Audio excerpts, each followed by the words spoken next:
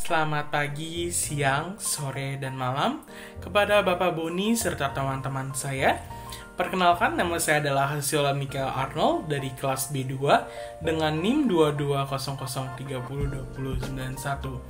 Saat ini, saya akan mempresentasikan biosfer dan makhluk hidup sebagai salah satu tugas ilmu alamiah dasar. Biosfer adalah lapisan tempat tinggal makhluk hidup, terutama flora dan fauna, yang baik di udara maupun di darat. Biosfer adalah bagian luar dari planet Bumi, mencakup udara, daratan, serta air, yang memungkinkan kehidupan dan proses biotik berlangsung dalam pengertian luas menurut geofisiologi. Biosfer adalah sistem ekologis global yang menyatukan seluruh makhluk hidup dan hubungan antara mereka termasuk interaksinya dengan unsur hidrosfer, serta atmosfer. Secara umum, pengertian biosfer adalah lapisan lingkungan habitat makhluk hidup yang terdiri dari liosfer, hidrosfer, dan atmosfer. Teori asal-usul makhluk hidup. Teori dari Plufger bahwa bumi berasal dari suatu materi yang sangat panas sekali, kemudian bahan itu mengandung karbon dan nitrogen, terbentuk zeolite pada suhu yang amat tinggi, terutama zat protein membentuk cloud-prosta yang akan menjadi makhluk hidup. Teori Meore bahwa makhluk hidup dapat muncul dari kondisi yang cocok dari bahan organik pada saat bumi mengalami pendinginan. Teori transcendental bahwa bumi hidup itu diciptakan oleh supernature, Tuhan yang Maha Kuasa di luar jangkauan sains. Dan ada teori modern. Teori modern, menurut Aristoteles, benda hidup dapat timbul dari benda tak hidup. Contoh, cacing berasal dari lumpur, ulat berasal dari daging yang membusuk, dan teori modern menurut Francisco Deri, daging yang dibersihkan dari pencemaran lalat tidak menghasilkan ulat atau larva. Menurut Pasteur, makhluk hidup berasal dari makhluk hidup yang lainnya. Homo vivo ex ovo, Homo ovo ex vivo. Menurut Stanley R. Miller, percobaan dengan loncatan listrik bertentangan tinggi di dalam tabung yang berisi amonia. Dan menurut Oparin, protein berlaku sebagai katalistor dalam reaksi menjamin ketekanan kombinasi asam amino yang menyebabkan materi organ situ berhasil membentuk dasar asam nukleat yang menghasilkan kode senyawa.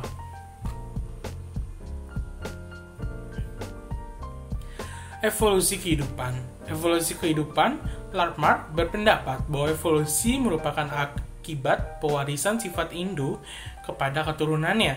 Tetapi Darwin tidak menyetujui pendapat tersebut. Ia berpendapat bahwa kita adalah makhluk hidup yang sama sungguh.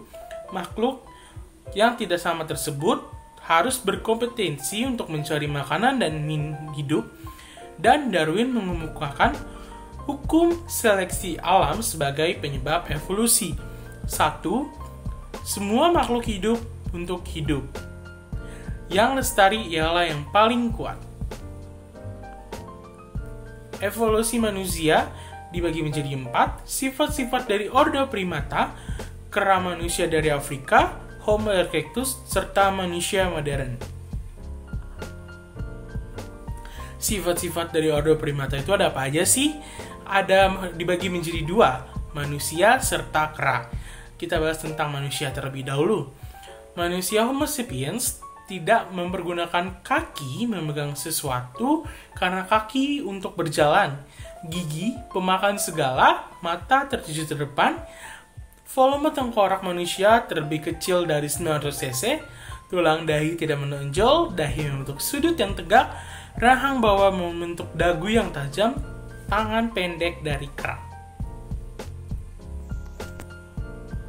Serta Pongidae, kera, gigi pemakan segalanya, mata tertuju ke depan, volume tengkorak hanya sekitar 600 cc, dahi membentuk sudut yang tajam, mempergunakan tangan dan kaki untuk memegang sesuatu.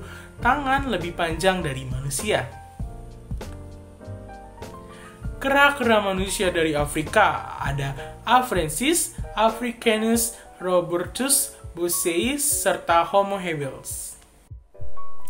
Homo erectus.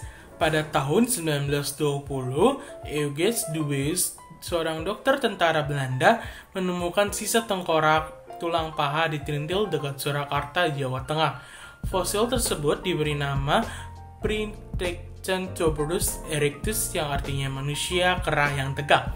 Pada tahun 1941, von Königswald, seorang ahli antropologi berbangsa Jerman, di dekat Surakarta menemukan fosil yang ukurannya lebih besar dari dinamakan Meganthropus. Serta menurut Mary, nama yang lebih sesuai untuk Princeps erectus adalah Homo erectus karena memang homo manusia. Manusia modern. Lebih kurang tahun lalu ketika benua Eropa di zaman es terakhir dan peninggalan yang ditemukan dapat ditarik kesimpulan bahwa kelompok Neanderthal diganti oleh manusia yang menyerupai manusia modern Homo sapiens. Thank you, terima kasih, Kopun Krab, Sukriya, Merci, Gracias. See you next time.